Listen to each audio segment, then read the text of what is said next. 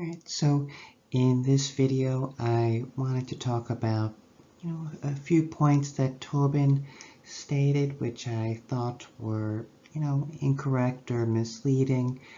You hear so much about how great Tobin was as a witness, and he was very convincing, but unfortunately some of the medical statements he made were really not very correct and somewhat misleading.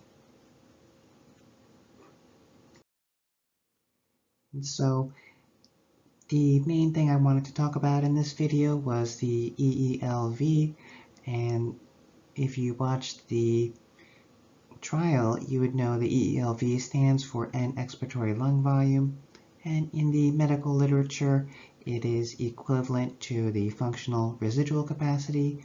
That's the FRC.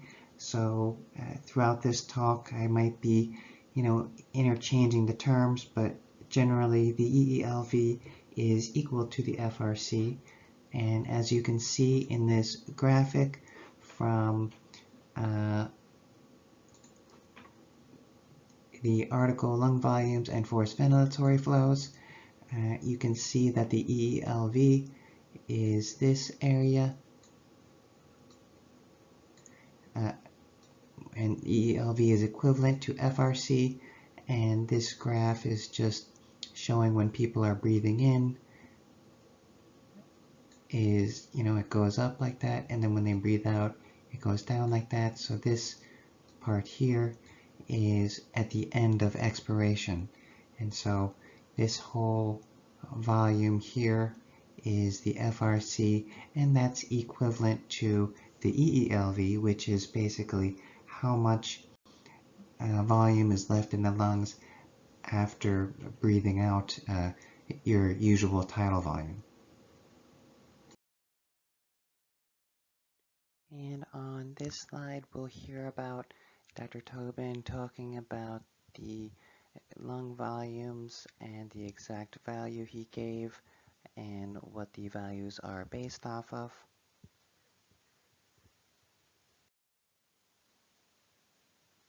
And so then can you explain your calculations for Mr. Floyd's lungs? So here we see, based on his age, his sex, and his height, we're seeing exactly that his EELV sitting upright is 3,840, and we see his residual volume is 2,300.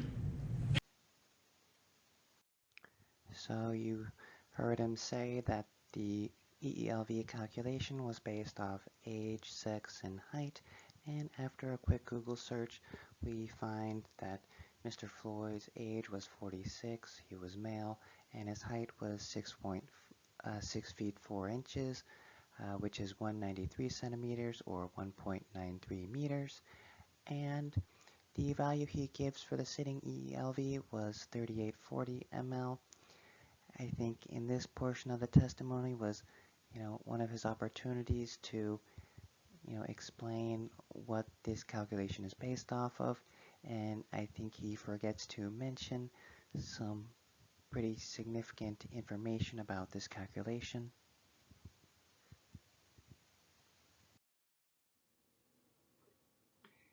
And on this slide, we can see exactly where he got the equation from.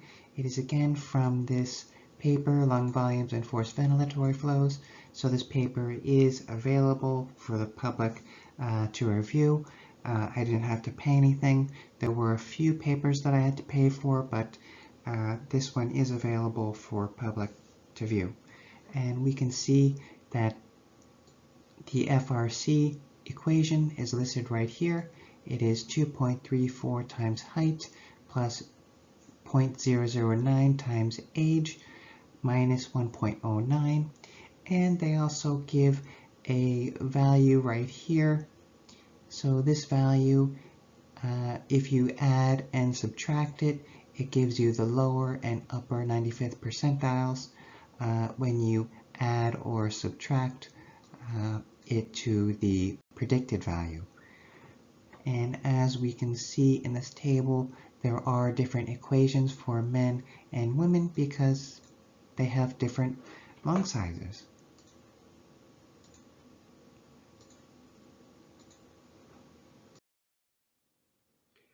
And so if we plug in Mr. Floyd's information to this equation, we get 2.34 times 1.93 plus 0.009 times 46 minus 1.09, and that gives us a value of 3.8402 liters.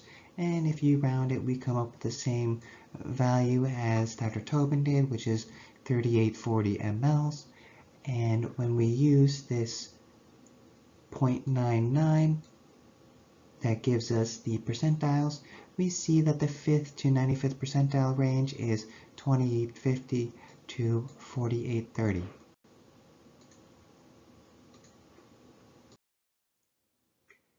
Now, the big question is, who does this equation apply to? And so, in the same paper, Lung Volumes and Forced Ventilatory Flows in 1993, they talk about, who is it appropriate to be using this equation for, and the very first subheading under reference values, which these equations are for, these equations are reference values, they're predictions for adults of Caucasian descent. And again, they say, they are for European descent and also non-smokers. And later in this paper, they actually state that Black individuals have lower lung volumes than white individuals. And they also go on to state that, it is important to use the appropriate reference equations or conversion factors, and basically the values should be appropriate to the circumstances. So you shouldn't be applying the wrong equation to the wrong type of person.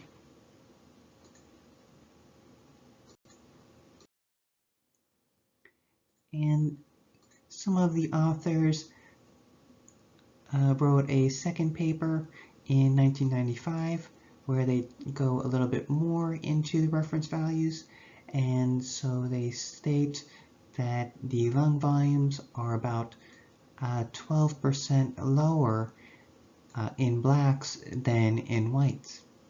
Now, if you read the whole paragraph, you might get a little bit confused reading the whole paragraph, but up here, they're talking about the proportion. So they're saying the different parts of the total lung capacity, like the residual volume and the FRC, the different parts are proportional across ethnicities.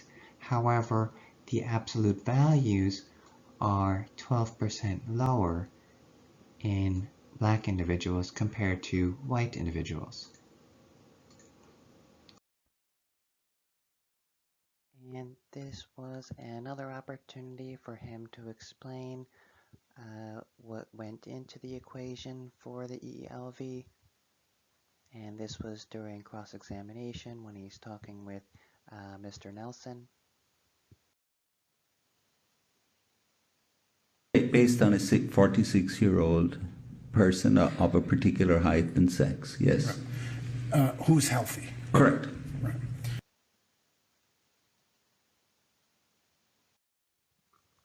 So now it comes out that, it's based off healthy individuals, but again, he conveniently omits that it is intended for individuals of Caucasian descent or of European descent, and he also doesn't state that he even tries to use any kind of conversion factor, like the 1995 paper. He might have been able to use that 12%.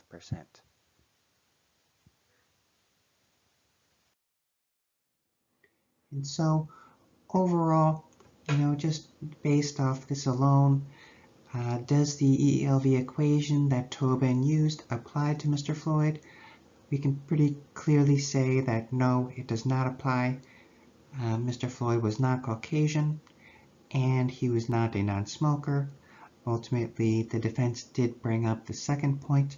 However, Tobin on 2 different occasions conveniently left out that the equation was intended for use with individuals of European descent and not for other ethnic groups.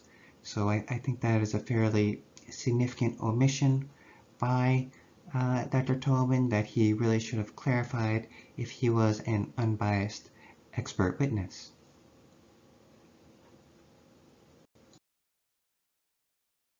And the second thing I wanted to talk about was his statements on how much the EELV varies.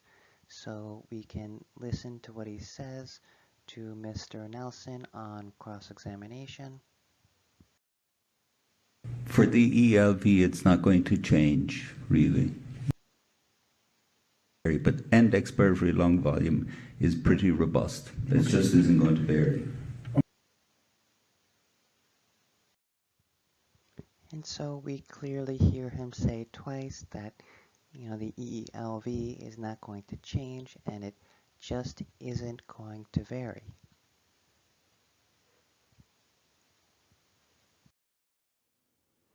But clearly what we can see, the authors who came up with that equation, they came up with a way to look at the 5th to 95th percentile values, and you can clearly see that the 5th to 95th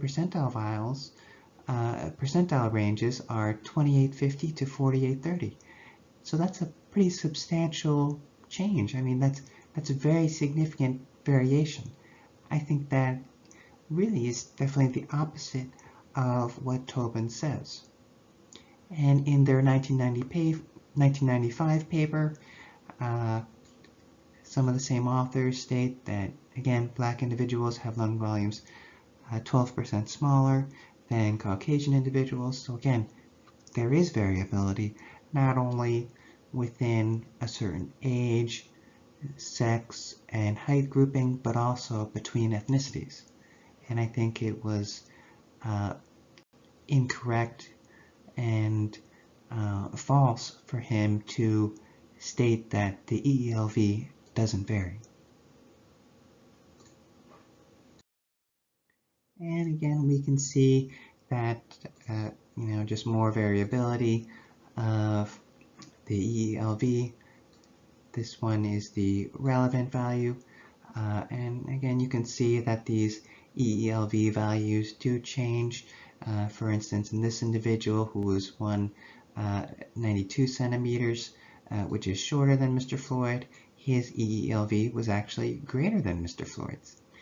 And so, they do vary. Here we have an EELV in somebody who is shorter than Mr. Floyd again, and yet his EELV was actually higher. So there is substantial variation based off the medical literature.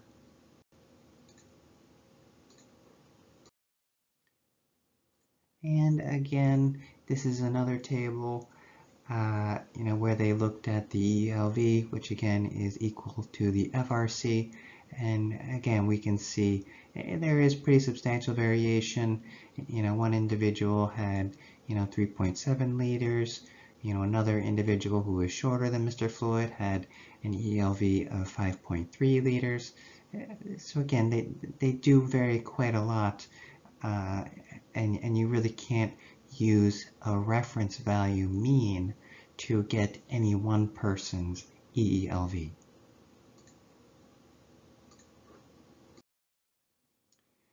And the third thing I'd like to talk about is about the different positions.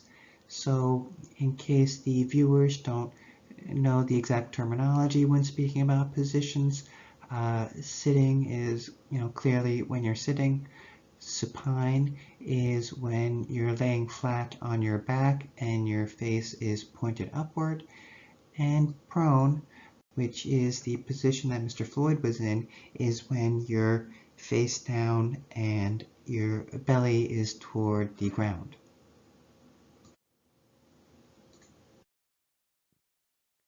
And in these videos, we'll listen to what he says about the changes of the lung volumes in going from sitting to prone position.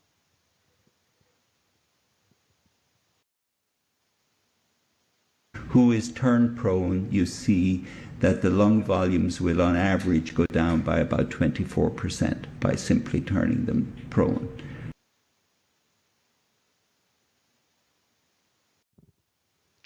And then the prosecution asks about, are these absolute values or can they change a little bit? And this was his response.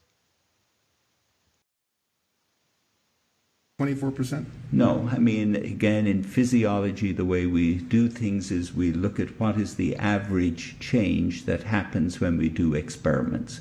But in biology, there's always a certain amount of biological variation. And so there's always going to be something like a 2 to 4% variation that you're going to see around these numbers. But when we speak about something, we speak in terms of the average change that is occurring.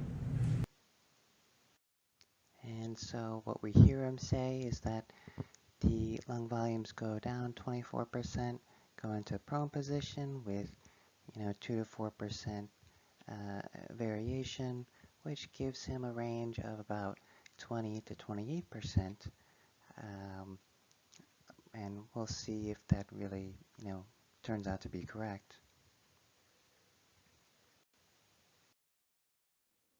And so where does he get this data from? Well, I'm fairly certain he gets it from this paper from Moreno and Lyons. Believe it or not, this paper was published back in 1961, so really does raise the question of why did he use such old medical literature.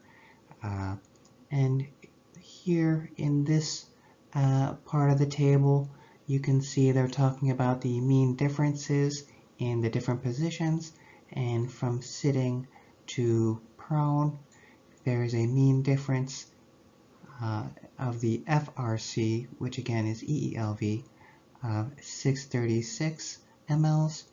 And so when you do the math, 636 over 2689 equals a 24% decrease in the EELV going from sitting to prone. Now, one problem with this study is that, they used 8 women, and what we now know is that there are substantial differences in lung volumes between men and women.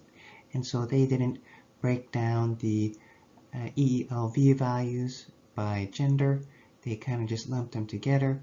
And so this 24% decrease value includes about 40% women. And so it's really not very applicable to Mr. Floyd because, again, Mr. Floyd wasn't 40% women. He was a man. Another interesting thing that came from this paper was that when they looked at the tidal volume, they actually saw that in the prone position, the tidal volume was greater than when sitting. And so it seems like maybe, Dr. Tobin is, cherry picking certain numbers that, he wants to prove a point. But again, basically overall from this paper, it wasn't very applicable because, again, 40% of the individuals were women. And, there is more recent data that applies mainly to men. And so this information is from a paper by Lum and Nunn, and they look at the lung volumes in different positions, and they clearly only look at men. They don't include women in this calculation. And we can see the relevant column is this one of the FRC, and the sitting FRC is 2.91 liters, and the prone FRC is 2.45 liters. And so, we'll see what the calculations come out to on the next slide. So here we can see pretty clearly that when you do the calculations going from sitting to prone using more recent and more relevant data, there's only a 15.8% decrease in the EELV.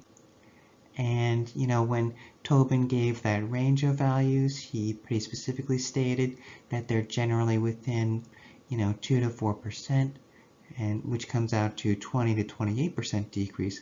However, clearly this number, which is, more relevant and more recent, is way outside the range that he gave. So again, it's just one of those comments where he really doesn't give the appropriate information during testimony. And, you could ask, well, why does it even matter? Well, does it even matter that he used the wrong equation? Does it matter that he incorrectly stated that the EELV doesn't vary? Does it matter that he used outdated and inapplicable information when there was, clearly more recent and more relevant data available regarding the percentage change from sitting to prone? And I would say that, it does matter. I don't think expert witnesses should be going on the stand and saying clearly incorrect information.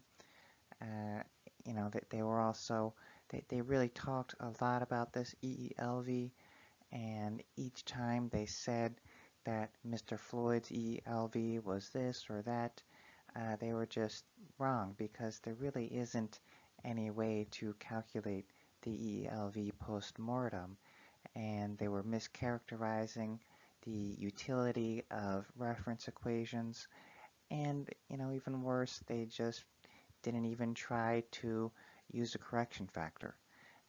So they also used this EELV calculation almost like a weapon against some of the other medical evidence and against some of the other medical witnesses.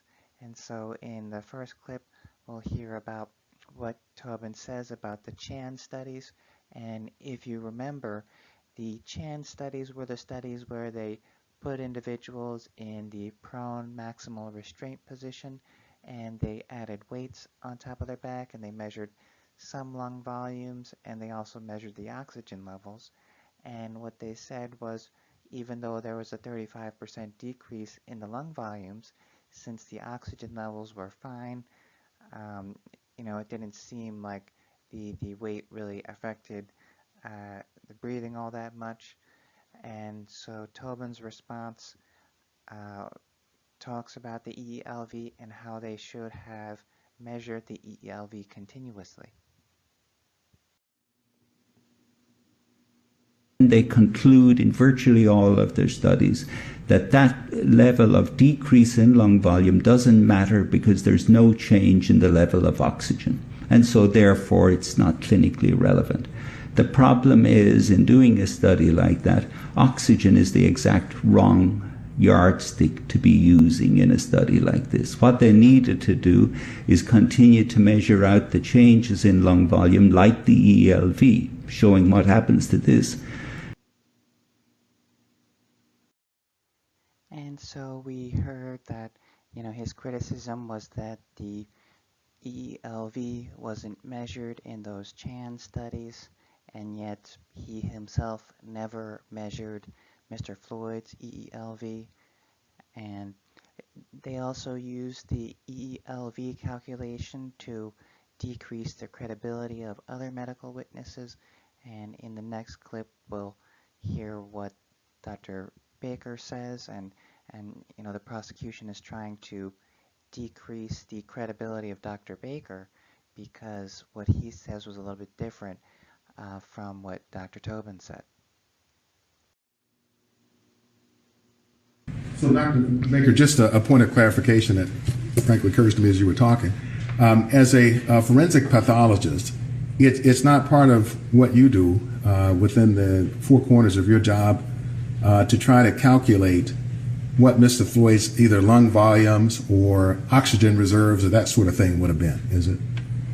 I think what you're getting at, Counselor, is the sort of thing that I would defer to a pulmonologist. Those are obviously things we can't measure post-mortem in living people. Clearly, those things are the purview of pulmonologists. So we saw that, the prosecution uses this EELV calculation to, show that Dr. Baker's testimony maybe is a little bit less credible. In the next clip, they also use this EELV equation and questions about the EELV to decrease the credibility of Dr. Fowler, which was a defense witness. A number of questions that have to do with whether you did any sort of quantitative measurements about Mr. Floyd's oxygen levels, his EELV, at different points in time, including at what point in time do you think his oxygen stores were completely depleted? I take it, Dr. Fowler, if I have any questions about quantitative measurements about Mr. Floyd's EELV, those would not have been measurements that you would have undertaken for any reason, right? Correct. And to the extent we are looking for such measurements, better to ask either a pulmonologist, a respiratory physiologist, but not necessarily, not Dr. Fowler as a forensic pathologist. Fair enough? Fair enough. Forensic pathologists do not typically look at living people who are breathing. So you can see several times, the EELV calculation, it was important, and, the fact that it was wrong and that he made a couple statements that were either just flatly incorrect or misleading. It is important because they used this EELV calculation so much, and they just repeatedly said that this EELV was Mr. Floyd's EELV when you really can't calculate it after somebody's passed away. And so I think if people are going to be prosecuted for putting people in a prone position and trying to arrest them, I think it really should be based on accurate medical science and not just misleading statements and inappropriate statements like was made by Dr. Tobin.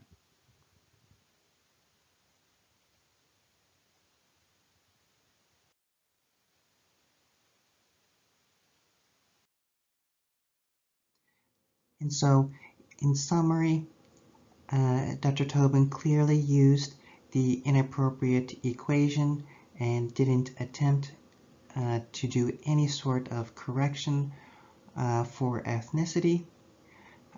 He clearly was wrong when he stated that the EELV just isn't going to vary. The EELV clearly varies according to the authors of the very paper who came up with that equation.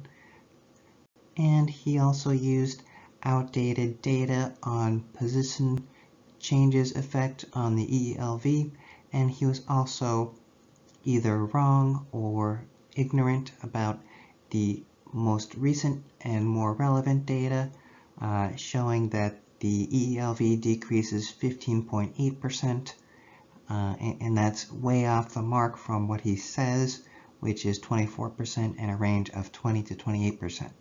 So overall, we can see there are several points where he was just flat out wrong, and he omitted important information in his testimony. And regarding him saying twice that the EELV doesn't change, that's just, it almost seems like just a straight lie to the cross-examiner. So I just wanted to thank you all for watching. I may try to make a couple more videos like this regarding some of the other medical testimony, including some of Dr. Tobin's other medical testimony, but certainly it's great if you can subscribe or like. And if you have any comments or questions, or if I said something wrong, and if you wanted to direct me to different literature that corrects me, I'd be happy to review it. However, just keep in mind the literature has to be relevant. So it has to be in individuals who are awake and individuals who are in sitting and in the prone position. They can't be in, you can't send me studies of, children or people that are intubated or under anesthesia, because those conditions really didn't apply to Mr. Floyd. But again, thank you for watching.